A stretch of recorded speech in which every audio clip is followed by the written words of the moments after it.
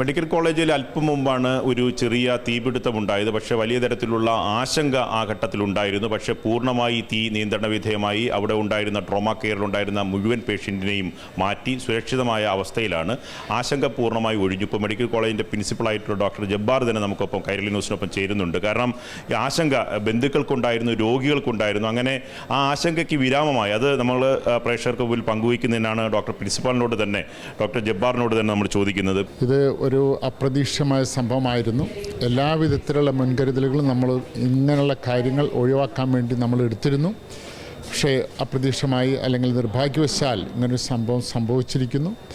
ഇതിന് വളരെ എടുത്തു പറയേണ്ട കാര്യം, മെഡിക്കൽ കോളേജിൻ്റെ എല്ലാ വ്യക്തികളും, എനിക്ക് ചെറിയ റോളുകൾ ആയിരിക്കും, സൂപ്രണ്ട്, ഡെപ്യൂട്ടി സൂപ്രണ്ട്, RMO, മറ്റ് ഇവിടുത്തെ പ്രവർത്തകർ, നേഴ്സിംഗ് സ്റ്റാഫ്, മറ്റുള്ള പ്രവർത്തകർ, പാരാമെഡിക്കൽ സ്റ്റാഫ്, എൻജിനീയറിംഗ് ഡിവിഷൻ എന്ന് തുടങ്ങി എല്ലാവരുടെയും വളരെ വളരെ നല്ല രീതിയിലുള്ളത് അല്ലെങ്കിൽ കറക്റ്റ് ടൈമിലുള്ള ആക്ട് ചെയ്തുകൊണ്ട് ഉടനെ തന്നെ നിങ്ങൾ അറിയേണ്ട ഒരു കാര്യം, ഇവിടെയുള്ളതായ ഫയർ എക്സ്റ്റിങ്ക്വിഷർ വെച്ച് അവർ തീ അണയ്ക്കാൻ പരിശ്രമിച്ചു എന്നുള്ളതാണ്.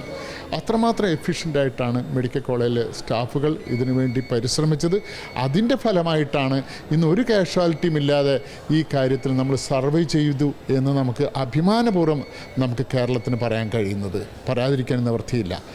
ഡോക്ടർ, ഈ ഫയർഫോഴ്സ് പോലീസ് എത്തുന്നതിന് മുമ്പ് തന്നെ അകത്തുണ്ടായിരുന്ന ജീവനക്കാർ തന്നെ അവരുടെ സ്വയം ജീവൻ അടക്കം പണയം വെച്ചുകൊണ്ട് ആദ്യഘട്ടത്തിൽ ഇടപെട്ടു എന്ന് കേട്ടു. അതാണ് ഇതിൻ്റെ ഒരു ഏറ്റവും സൗന്ദര്യമുള്ള കാര്യം.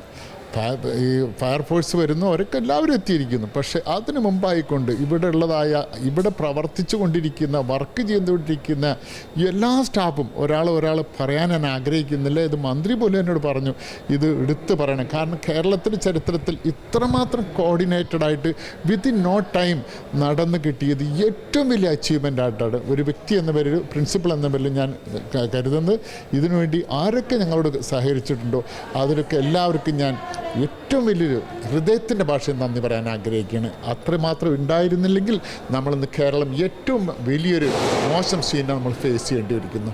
നന്ദി, നമസ്കാരം. ഈ വെന്റിലേറ്റർ തീ അവിടെ നിന്നുള്ള സ്പാർക്ക് സ്വാഭാവികമായും അങ്ങനെ അവസ്ഥ ഗുരുതരമായി കഴിയുന്ന രോഗികളാണ്. അത് ഓക്സിജൻ ലീക്കേജ് ഉണ്ടായി പെട്ടെന്ന് ഷോർട്ട് സർക്യൂട്ട്, ഒരു വലിയ തീപിടുത്തത്തിലേക്ക് പോയാൽ ഗൗരവതരമായ അന്തരീക്ഷത്തിലേക്ക് പോകും. കാരണം അങ്ങനെ ഒരു അന്തരീക്ഷത്തിൽ പോയാൽ നമുക്ക് പ്രവചനാതീതമായ അന്തരീക്ഷത്തിലേക്ക് പോകും. എന്തായിരുന്നാലും ആദ്യഘട്ടത്തിൽ ഉള്ള ജീവനക്കാരുടെ ഇടപെടൽ തന്നെയാണ് ഇത് പൂർണ്ണമായി പിടിച്ച്. ഒരു സംശയമില്ലാത്ത കാര്യം, അവരെ ഞാൻ ഹൃദയത്തിലോട്ട് ഞാൻ കൂട്ടിവെക്കുകയാണ്. ഒരു പക്ഷേ അവരത് ചെയ്തില്ലായിരുന്നെങ്കിൽ വാക്കുകളില്ല എനിക്ക്. അതുകൊണ്ട് ഞാൻ എന്നും എല്ലാ ജോലിക്കാരോടും പ്രിൻസിപ്പൾ എന്നതിൽ എൻ്റെ നന്ദി രേഖപ്പെടുത്തുകയാണ്. മന്ത്രി ഇത് തന്നെ പറഞ്ഞിരിക്കുന്നു, എല്ലാവരുടെയും വളരെ വെരി എഫക്റ്റീവ് മാനേജ്മെൻറ്റ് സാക്ഷ്യം വഹിച്ച ദിവസമാണ് തിരുവനന്തപുരം മെഡിക്കൽ കോളേജ്. തീർച്ചയായും താങ്ക് യു. മെഡിക്കൽ കോളേജിൻ്റെ പ്രിൻസിപ്പളായിട്ടുള്ള ഡോക്ടർ ജബ്ബാറാണ് അദ്ദേഹം വിവരിച്ചത്. അദ്ദേഹം വളരെ വൈകാരികമായി വികാരാധീനനായാണ് സംസാരിച്ചത്. കാരണം കേരളത്തിൻ്റെ ആരോഗ്യ രംഗത്തെ എല്ലാവരും ഒന്നിച്ചു നിൽക്കുന്ന കൂട്ടായ്മയുടെ വിജയമാണ്.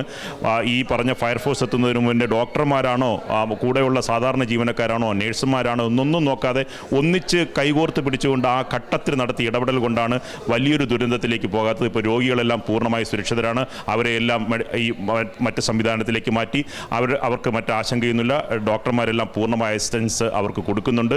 സിസ്റ്റർമാരുടെ സഹായമുണ്ട്. അതുകൊണ്ട് നമ്മളൊരു വലിയ ഒരു അപകടത്തിൽ നിന്നാണ് രക്ഷപ്പെട്ടത്. അതിൻ്റെ ഒരു രക്ഷപ്പെടേണ്ട ആശ്വാസമാണ് മെഡിക്കൽ കോളേജിൻ്റെ പ്രിൻസിപ്പളായിട്ടുള്ള ഡോക്ടർ ജബ്ബാർ നമ്മളോട് പങ്കുവച്ചത്. ക്യാമറാമാൻ അജിത് കുമാർ കാരനൊപ്പം നിർമ്മൽ ചക്രവർത്തി, കൈരളി ന്യൂസ്, തിരുവനന്തപുരം.